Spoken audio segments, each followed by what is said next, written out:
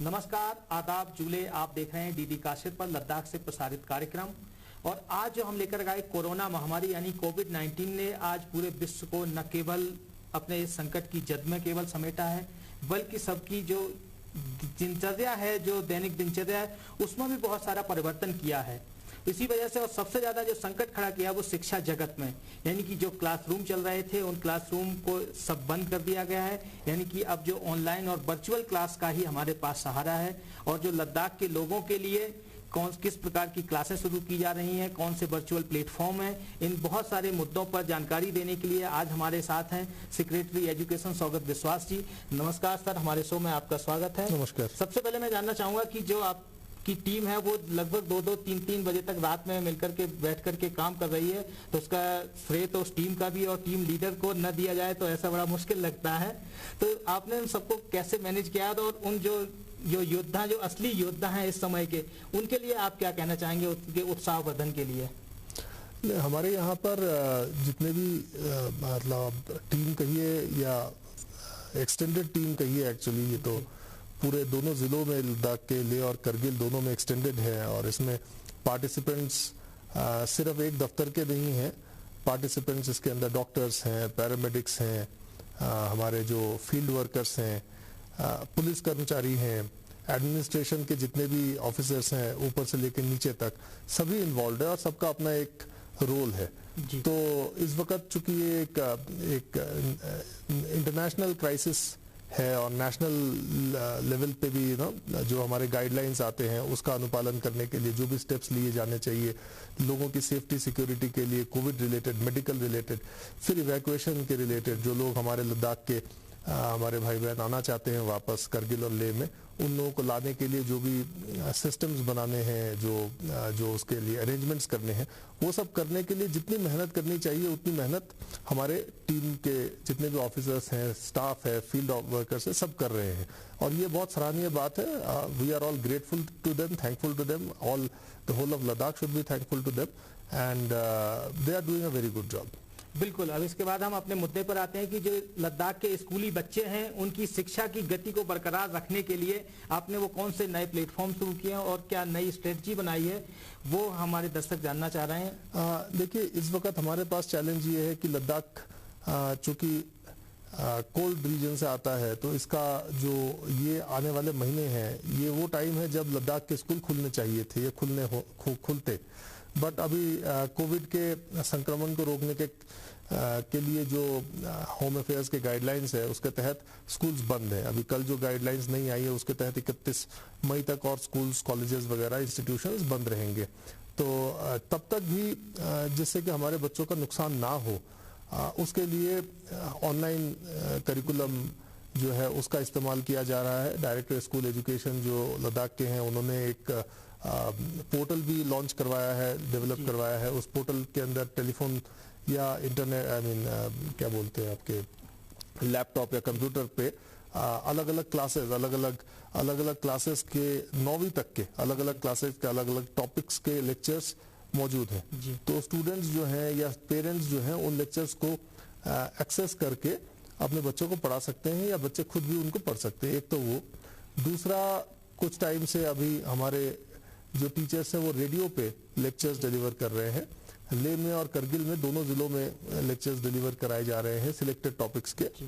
उसके लिए दोनों सीईओज ने अपने डायरेक्टर स्कूल एजुकेशन के सुपरविजन एंड गाइडेंस में टीम्स कॉन्स्टिट्यूट किए हैं, एक्सपर्ट टीम्स कॉन्स्टिट्यूट किए हैं जो ये निकाल रहे हैं कि किस किस सब्जेक्ट में कौन कौन से टॉपिक्स जो है इंपॉर्टेंट है, क्योंकि लिमिटेड टाइम है। एक स्कूल के अंदर जब आप पढ़ाते हैं तो कम से कम 6 घंटे का समय होता है। तो और इलेक्ट्रॉनिक मीडिया के थ्रू या ऑनलाइन मीडिया से जब आप पढ़ाते हैं तो उतना टाइम आपको नहीं मिलता। तो इसलिए छोटे टाइम के अंदर कौन से टॉपिक्स हैं जो इम्पोर्टेंट हैं और कौन से क्लासेस हैं जो इम्पोर्टेंट है, उन क्लासेस के उन टॉपिक्स को डिलीवर कराया जा रहा है। और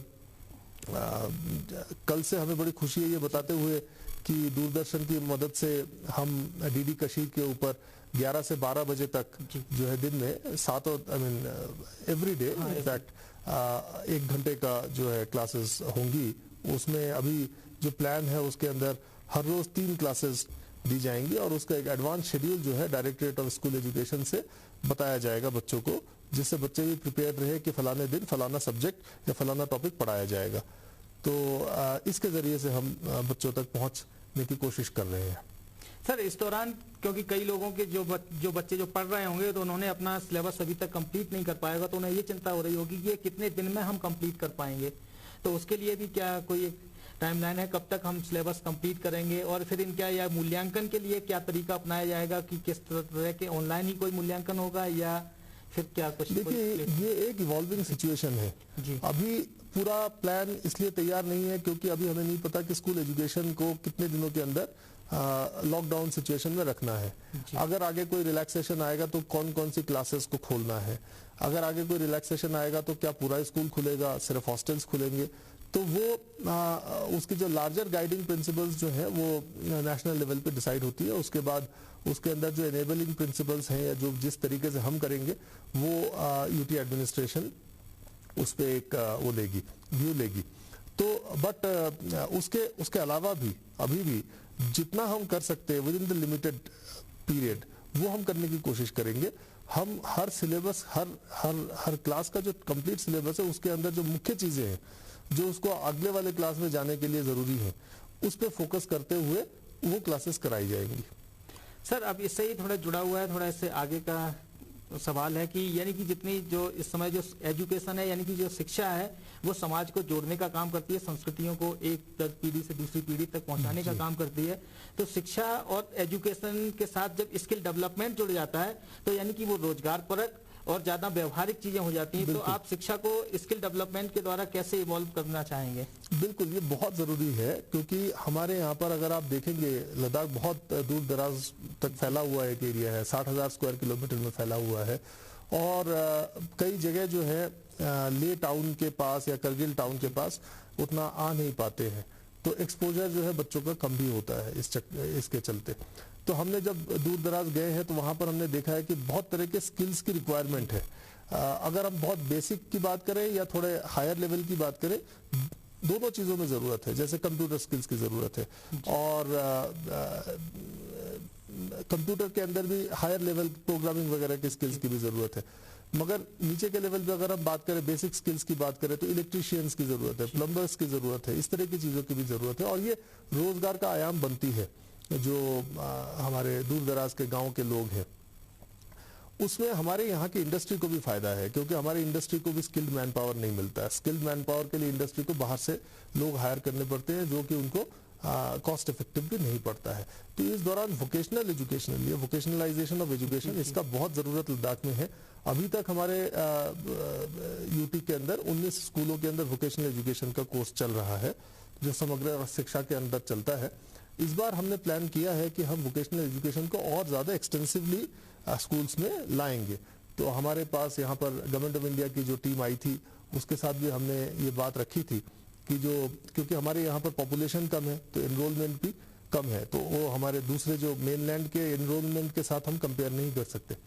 तो हमने गवर्नमेंट ऑफ इंडिया के सामने एक प्रपोजल रखा है इस साल के प्लान में कि हमारी जो एनरोलमेंट के बेसिस पे जो वोकेशनल एजुकेशन के कोर्स अलॉट किए जाते हैं उसमें हमारे पैरामीटर्स को रिलैक्स करके ज्यादा से ज्यादा स्कूलों को वोकेशनल एजुकेशन के दायरे में रखा जाए और हम उसके अंदर ये कोर्सेज कराना चाहते हैं जो लद्दाख के अंदर लोगों को इजी एम्प्लॉयमेंट दे पाए।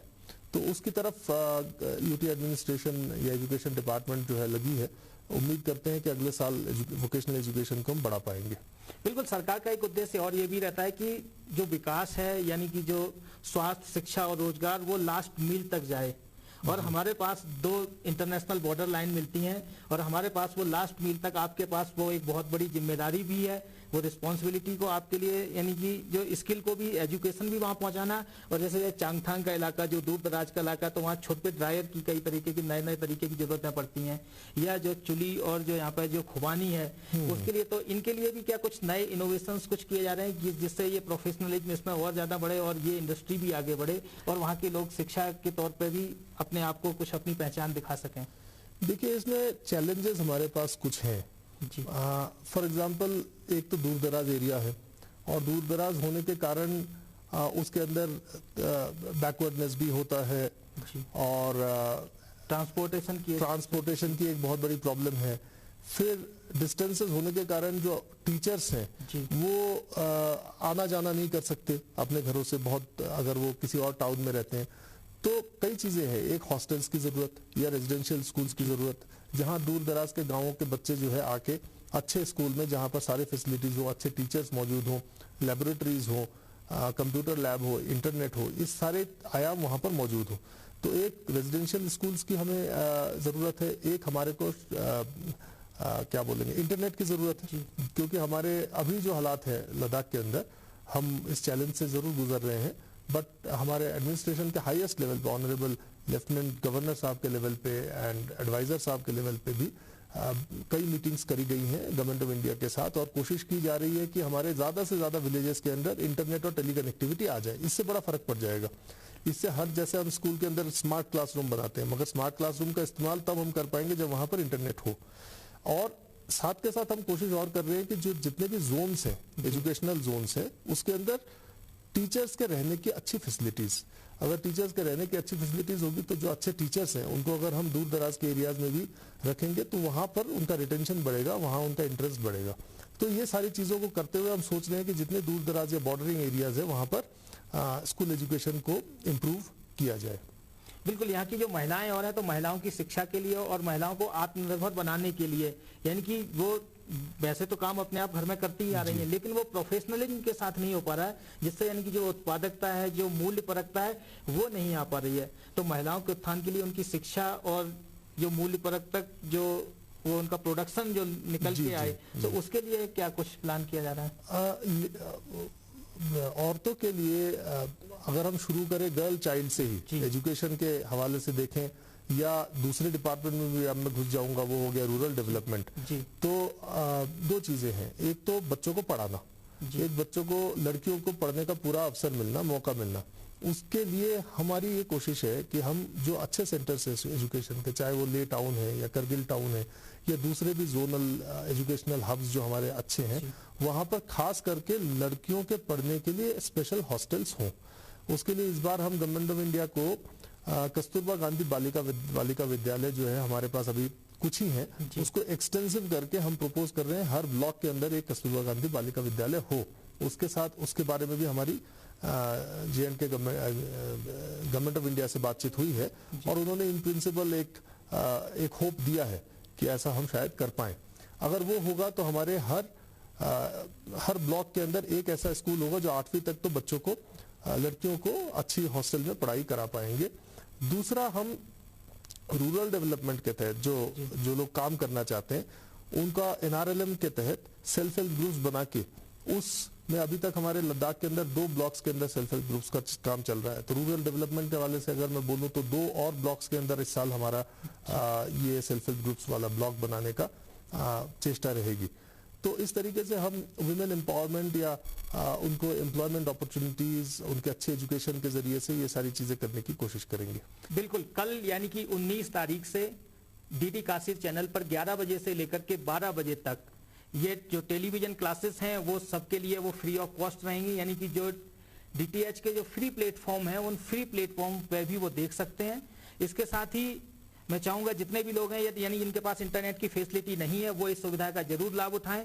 और अंत में मैं चाहूंगा कि आप एक मैसेज दीजिए इन सब लोगों के लिए कि जिससे वो ज्यादा से ज्यादा इसमें पार्टिसिपेट कर सकें, ज्यादा से ज्यादा इसका लाभ उठा सकें।